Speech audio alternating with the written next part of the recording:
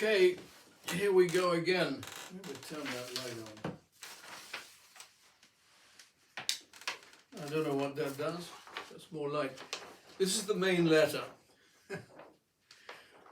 Whenever I write letters now, I put some of my paintings in them, just to try and make them a little bit different.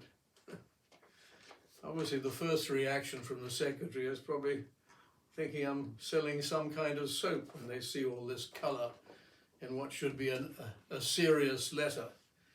Anyway, here we go. Letter to the title, Some Food for Thought for Our Leaders, from an Old Man. This letter was written about a year ago. Not a single sausage has resulted from it, not one acknowledgement or comment. Anyway, the letter starts, how does a mouse that wants to roar make the most important leaders in the world listen? So that's how do all us Joes and Judies of the street get some world leader to pay attention to us. So I say, simple, a bit of fear. Paragraph 1, remind these leaders that they themselves have a higher authority to look up to, for they are now personally responsible not only to man, but to God.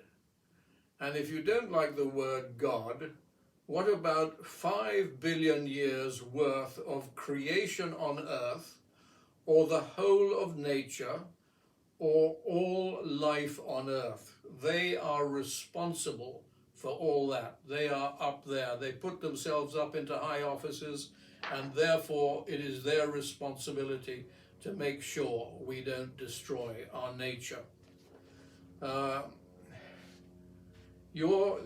leaders, your responsibility has increased because your power has increased. Specifically the bomb. The modern tools of warfare no longer affect man alone.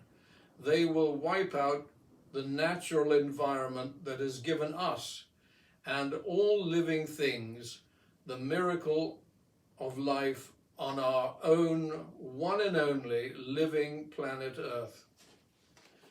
This you should know already. You also know that fighting is in our DNA.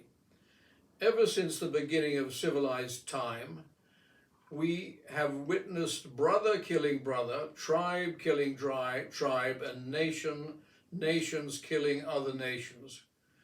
We know that when survival is at stake, our animal survival instincts will always overpower even the strongest codes of civilized human conduct. We cannot change the way we are made.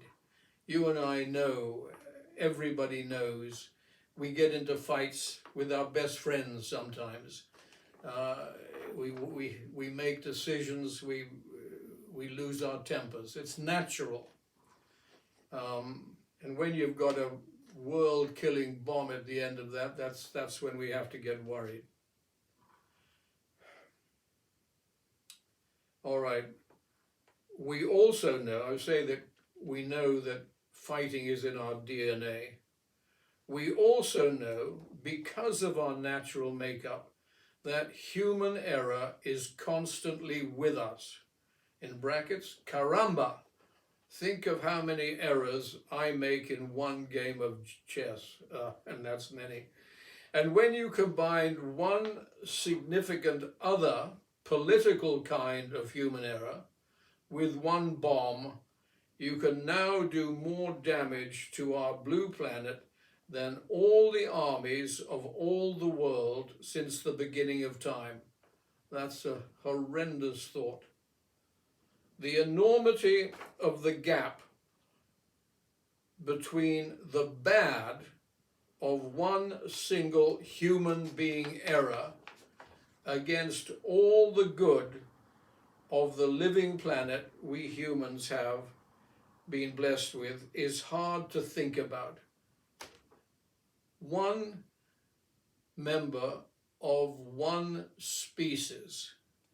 Think of the number of species over all the last 5 billion years and all the individual members who've fought and competed.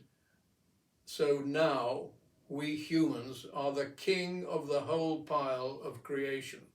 And just one of us 8 billion people could make a wrong decision and press the wrong button in a fit of rage. The enormity of the gap between the good of living life and the bad of one personal action. It's harder to think about nearly as where does the universe end? It's just incalculable.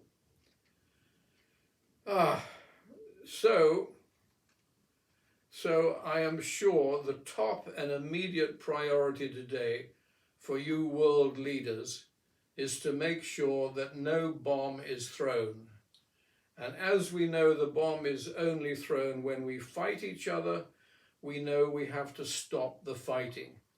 So how do we stop something that nature put in our DNA and we have been doing since the beginning of time? Simple. We have to make a change that is equally draconian. Okay, another little break here. I'm afraid this letter is going to be broken up with breaks, so that it'll go a bit slow. But let's hope we can understand what we're saying all along.